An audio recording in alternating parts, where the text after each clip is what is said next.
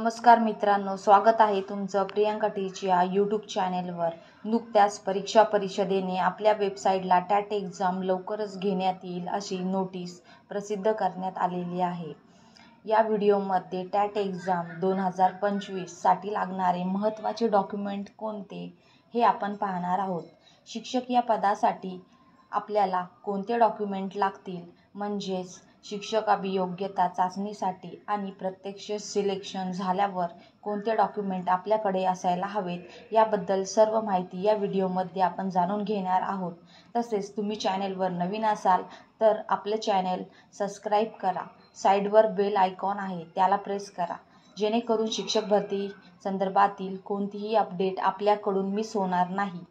शिक्षक भरतीसाठी लागणारे महत्त्वाचे डॉक्युमेंट: SCSC गुणपत्रक व प्रमाणपत्र, HSC गुणपत्रक व प्रमाणपत्रक, पदवी असेल तर पदवी गुणपत्रक व प्रमाणपत्र, पदव्युत्तर गुणपत्रक व प्रमाणपत्र।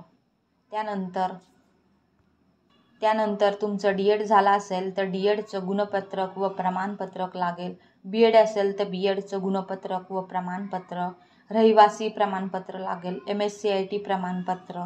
त्यानंतर पुढील डॉक्युमेंटमध्ये TET गुणपत्रक व प्रमाणपत्र लागेल।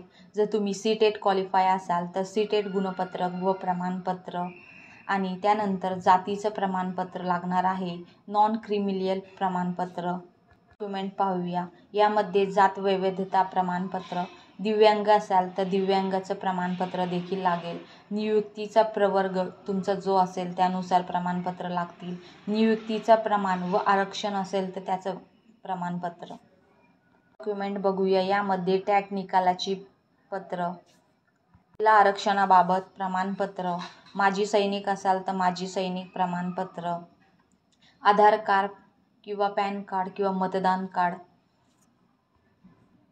प्रकल्पग्रस्त असाल तर प्रकल्पग्रस्त दाखला, भूकंपग्रस्त दाखला, अनाथ असाल तर अनाथ प्रमाणपत्र लागेल। विवाहानंतर नावात बदल असल्यास राजपत्र लागेल।